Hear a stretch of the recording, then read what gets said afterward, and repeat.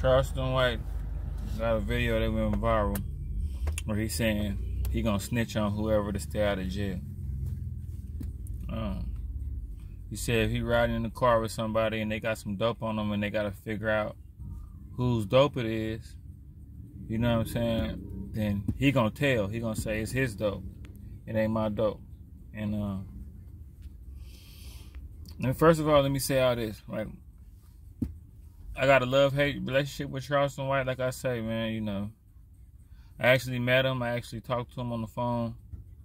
I actually was in cahoots with him for a split second.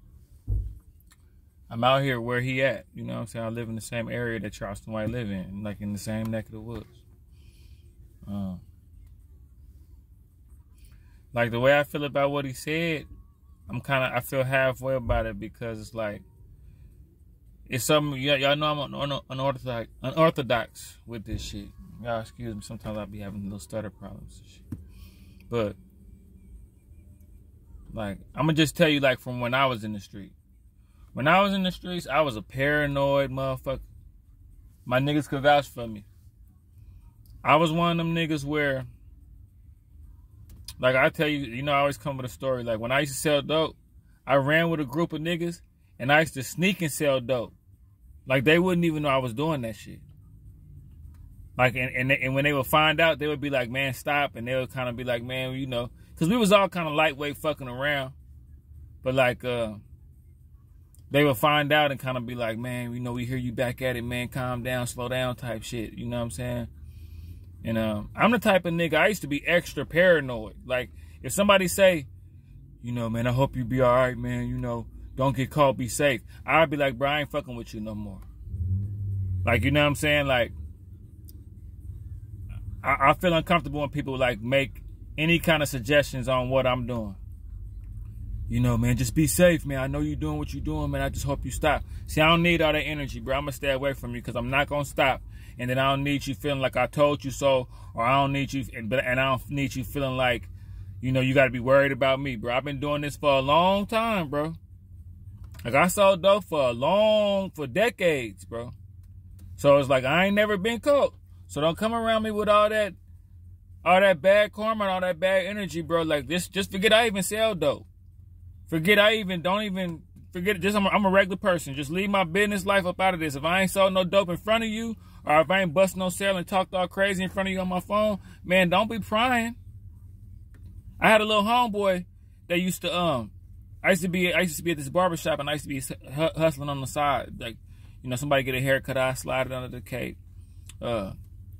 Somebody want me to meet him out in the parking lot, I might go out in the parking lot, act like I'm smoking a square or something, bouncing in and out of a car or something.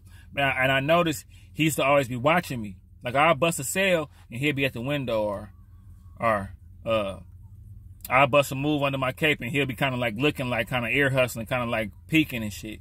And then I think one day he even went so far as to say, like, he joked with me, like, man, they caught you, boy. Like, they see, like, be careful. Like, he was joking, like, man, the police rolled by and they saw it, like, joking with it. Like, it was funny.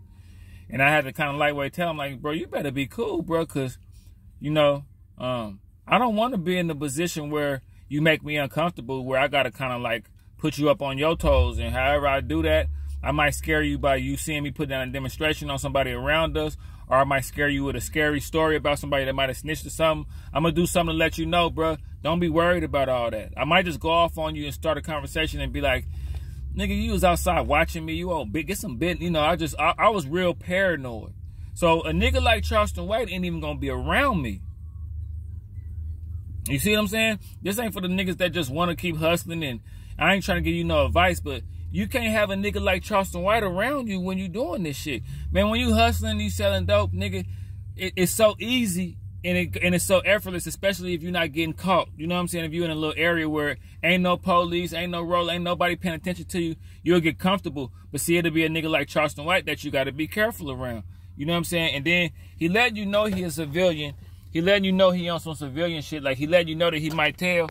So, you know what I'm saying? It's up to you to be like, okay, I can't have this kind of nigga around me. You know what I'm saying? That's up to you. Hold on, y'all. I'm adjusting my phone. Y'all bear with me real quick. Bear with me. All right. But yeah. I'm looking. But yeah, though, man, it's up to you to like just pay attention. You know, you gotta know if you got a square ass nigga like Charleston White around, he might snitch on you. So don't do nothing in front of him.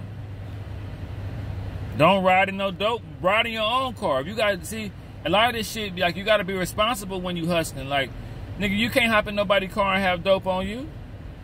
It's some niggas that'll hop in your car, have dope on them, take the dope out, put it on the side of the car when the rollers get on.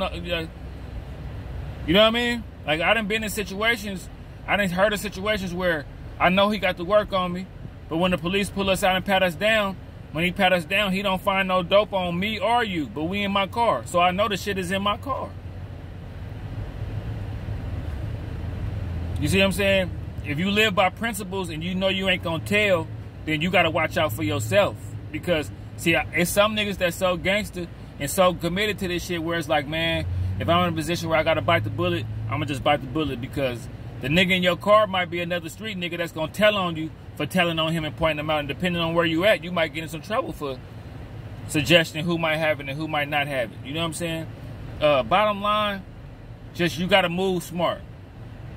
You can't fault a square ass nigga like Charleston White for snitching. He ain't ready to do no time. But then at the same time, Charleston White, niggas like Charleston White, don't be around a nigga like me. If you know how you gonna be, don't be around a nigga like me. Like I had one partner, and it's crazy. Like I was doing my 1-2, busting my little moves and shit. And we had this one little nigga. I forgot the little nigga name. But like we was kind of in cahoots. We was busting moves. I was kind of like his little plug and shit. And I noticed that he was spending a lot of money with me, and we was getting hella money together, right? But I noticed he talked a lot. This nigga used to be talking about, he used to be around me talking about 50 different niggas. See, you gotta watch a nigga that love to talk just about other people. Because if you love to talk about other people, then that means you somewhere else telling people my business. That mean that you know, you just running your mouth. You just reckless. You know what I'm saying? The same way you sit up here talk to me a whole hour about this other nigga and where he do his do and how he do this and how the inside of his house look and where he keep his stash. You could be talking about me the same way. So that's how I thought about this nigga. So what I did was I said to myself, I'm gonna stop fucking with this nigga because he gonna get caught. So, and the cold part about when you try to back away from niggas you in the streets with, you gotta back away slowly. Like you can't just cut them off, because it's going to send them into a paranoia. You cut a nigga off, next thing you know, he blowing you up or he knocking at your door because he can feel that you kind of cutting him off. So you got to gracefully fade away. Smoke a blunt with him here and there. If you're smoking blunts with him every day, narrow that down to 2 times a week. Then narrow that shit down to once a week. Then narrow that shit down to once every 2 weeks. Then narrow that shit down to once a month. Then just narrow that shit down, get a girlfriend or something, and fade all the way away like you too busy. And so when that nigga do get caught snitching, when that nigga do get caught doing what he doing, busting his moves, he gonna think like, when he think of the people to tell on, he gonna think of his immediate circle. See, that's how these niggas be. He gonna think of, when the rollers get on him and they pull him out of a crowd of people, if the crowd of people around him is some niggas that's fucking around, he gonna think about the people that he just was texting, just was around, just was calling. He ain't gonna think about the nigga that faded away from him like 3 months ago. So when this nigga got caught, he told on a few people. He told on females and everything, right? But he didn't tell on me because I was out of his mind. I was out of his immediate circle. The police probably didn't ask him about me because I was all the way out the way. But I been had peeped this shit a long time ago. So, crazy part about it, but this how the nigga did this shit though. When he went down, he did like 9 months. I think he did probably like a year. He did like a year and something. When he got out, the first person he was blowing up was me. This nigga was blowing my phone up. I'm talking about, the nigga got out in the morning. When niggas calling your phone around 6 something in the morning, either somebody dead or some fuckery going on. So this nigga blowing up my phone. I'm shaking him, sending it to voicemail. So finally, I pick up the phone. He like, hey man, I've been trying to hit you. I just got out. I said, man, look, see, I knew he was, I'm one of them type of niggas like, I'm paranoid. So I'm thinking you already talking to me on a recorded line. I'm already paranoid. So I'm like, say, bro, I'm going to meet you in person and holler at you, man.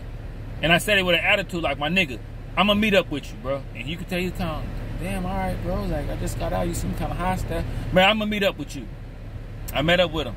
When I met up with him, bro, I don't even fuck around. I don't do nothing no more. I don't fuck around. I don't do nothing, bro.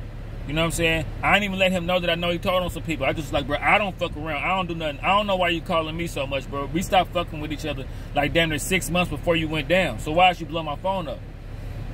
And I just kind of had to check the nigga like, bro, fall back. You know what I'm saying? Like, you know, I don't even fuck around no more. Even though I was, it's just, bro, niggas like Charleston and niggas that are snitch, they like sticky people. They always kind of want to be around people to tell on and shit like that. So yeah, man, like, the way I see it, yeah, that's some hoe ass shit to tell on. That's some hoe ass shit to tell on somebody that you fucking around with in the streets, no matter what the circumstances. But then you gotta be smarter and not fuck with niggas that you know ain't tied to nothing. If you a square ass nigga and you ain't doing nothing in the streets, you don't need to be around me no way, because you can just tell on me anyway. Then niggas that's ready to snitch, stop going around real niggas that's fucking around. Stop going around real niggas, man. Stop, don't hang around me. If you're not doing what I'm doing, don't hang around me. You know what I'm saying? And yeah, that's all that shit is, man. It's everybody's fault, really. It's your fault for hanging out with a nigga that's gonna fold. It's the nigga that's gonna fold fault for hanging out with a nigga that's gonna get into some trouble. So you keep this internet got everybody thinking that you could blend this shit. You can't blend this shit. Like I keep telling y'all, the streets was around for 50, 60 years before the internet and before this way of being cool. Bumpy Johnson and them, Nicky Barnes and them, nigga, this shit was looked down on. This shit was a real underworld. And you know what I'm saying? That you gotta really think like that nowadays if you don't want to get caught up in some shit. So I ain't mad at Charleston White, but then I don't support what he's saying neither. Nigga, you can't mix with oil, you can't mix oil with vinegar, nigga. You gotta move, you gotta be on your tiptoes out here, man. And know what you doing is wrong. You know what I'm saying?